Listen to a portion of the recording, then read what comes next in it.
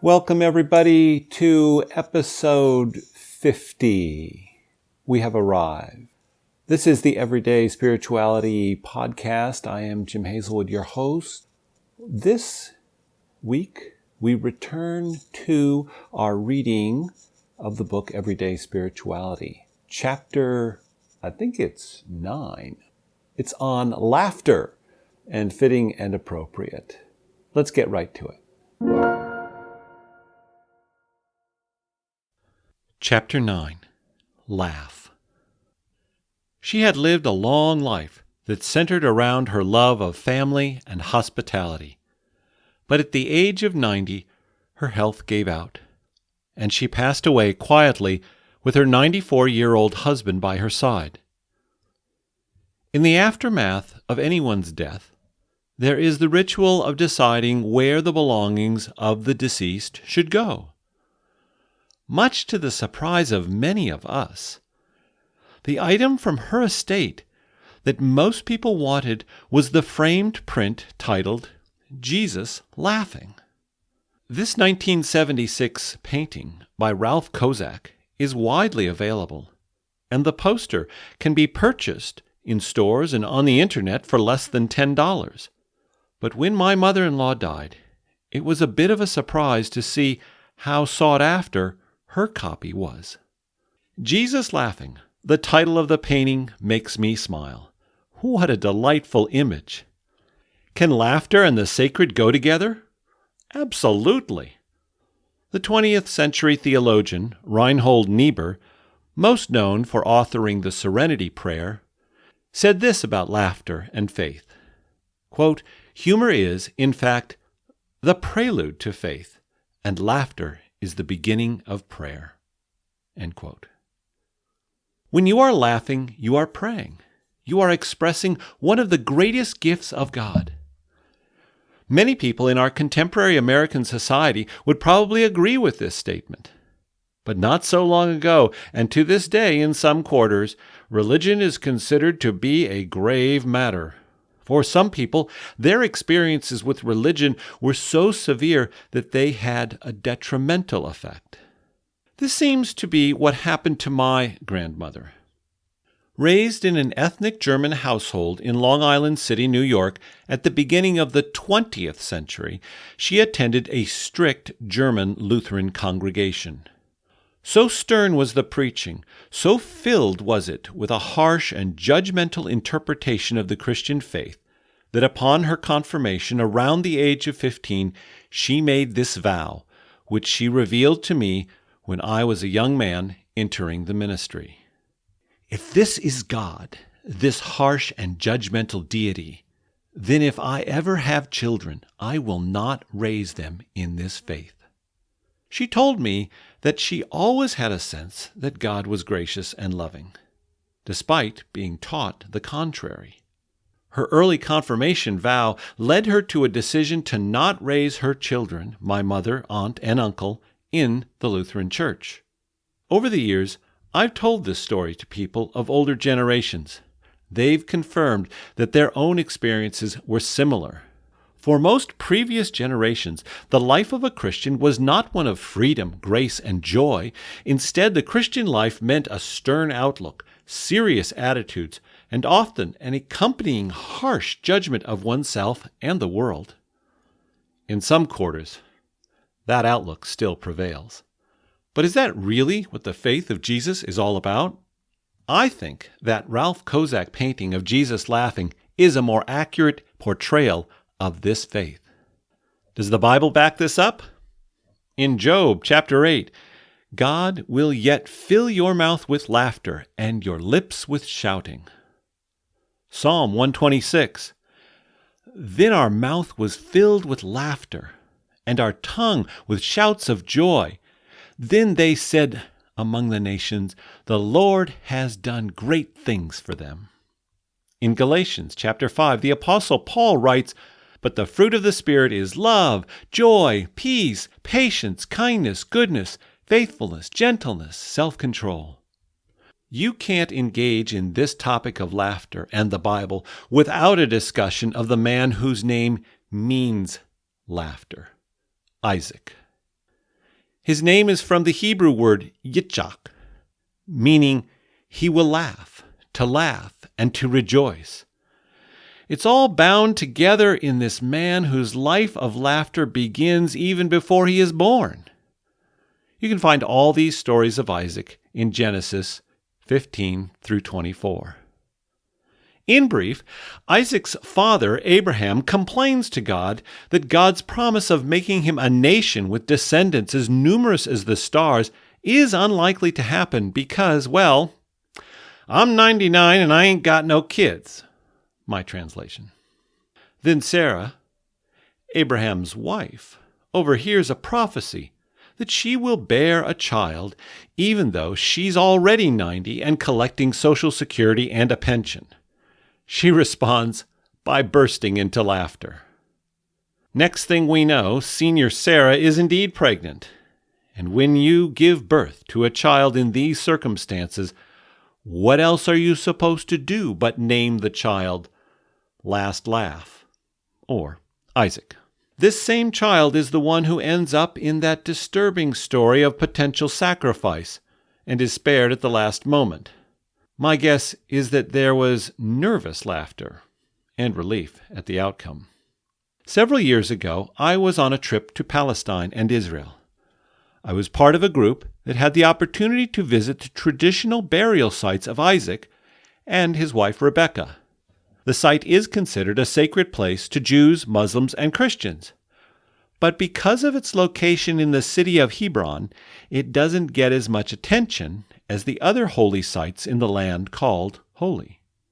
Today, Hebron is at the center of controversial practices by the Israeli government involving the settlement of the land. There's a great deal of tension between Orthodox Jewish settlers and Palestinian Muslim residents. When we were there, volunteers from the World Council of Churches were monitoring activity by Israeli soldiers. Our group witnessed a young boy, maybe age 8 or 9, being taken into custody by Israeli soldiers. The treatment looked harsh and excessive from our point of view. Hardly appropriate for the burial site of the man named Isaac. Laughter was not visible. Later that afternoon, our group was able to visit both the synagogue side and the mosque side of this site honoring Rebekah and Isaac.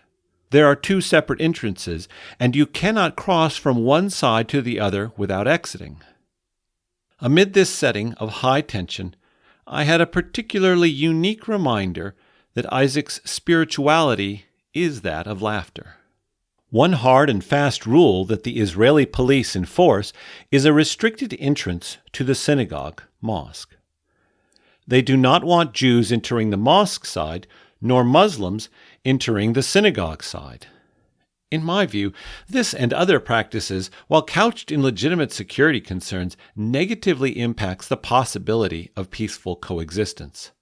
The prohibition against Muslims entering this site meant that our group of Americans could enter the synagogue, our guide could not. As a scholar and a tour guide of biblical places, he had always wanted to see the whole building. This is, after all, Isaac and Rebekah, who are as foundational to Islam as they are to Judaism and Christianity. When we approached the entrance gate, our whole group was let in, including our guide. Once on the grounds, we all had a respectful yet delightful time taking photos and selfies with our guide. Once inside, we walked through the tour. After our visit concluded, outside on the grounds we continued a bit of reserved merriment. Our guide had been giving tours for years and had never before been allowed inside. Now we rejoiced and laughed in celebration of the spirit of Isaac. The word joy appears 267 times in the Bible. 71 times we read the word laugh or laughter. How often do we see words and phrases such as rejoicing, praise, and hallelujah? Joy is a dominant theme, and I would argue it is at the core of the Christian faith. In some liturgical traditions, the Monday after Easter Sunday is set aside as a Jesus Laughed or Holy Humor Day. A friend of mine used to enjoy an evening of entertainment with members of his congregation. They'd go out to a bar and tell funny stories about death. He would bring in funeral directors or cemetery workers and ask them to tell funny stories about their work. The idea was to laugh at death, as Jesus did when he was resurrected. This irreverent approach was not without controversy, as some thought the subject matter too morbid. The Hebrew word most commonly used for joy is simcha, or a synonym, sasan. Together they account for 400 appearances in the Hebrew Bible. The Greek word in the New Testament is chara.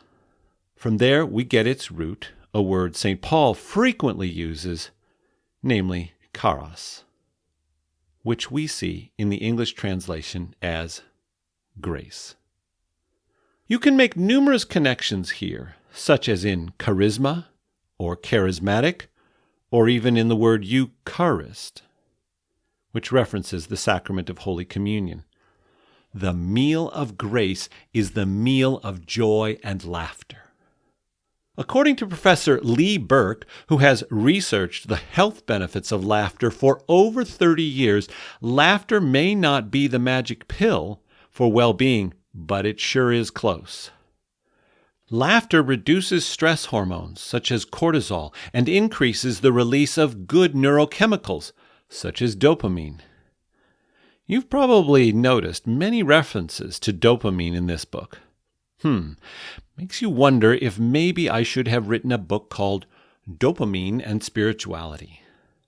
According to Burke, laughter can be linked to health benefits that range from lower levels of inflammation to improved blood flow. Norman Cousins was probably the first author, patient, to experiment with and write about the benefits of laughter.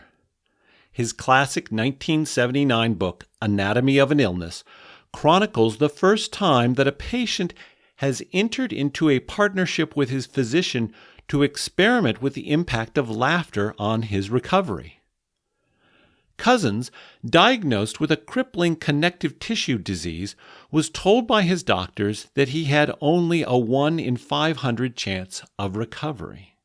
He forged his path to healing with a combination of large doses of vitamin C and intense bouts of laughter induced by watching TV and film comedies. His hospital room could not contain the merriment, as episodes of Laurel and Hardy, Candid Camera, and the Marx Brothers caused the patient and many tending to him to erupt in laughter. Subsequent illnesses were also treated with vitamin C and laughter, plus vigorous exercise and a healthy diet. When he died in 1990, Cousins had lived 36 years longer than doctors expected after his initial diagnosis. We all know what it's like to spend time with someone who has a great sense of humor. My friend David always makes me laugh. He and I have very different views on many aspects of life, including politics. But whenever I'm with him, I laugh and laugh at his stories, his editorial comments, and even the way he makes fun of himself. Laughter is indeed good for both body and soul. But can you laugh by yourself? I'm not sure. Yes, I can imagine laughing while watching a comedian on Netflix by myself. However, I think laughter is best enjoyed when we're with other people. Laughing and having friends are two of the best things you can do for your health and well-being. And if you can do them both at the same time, that's the ultimate practice of everyday spirituality.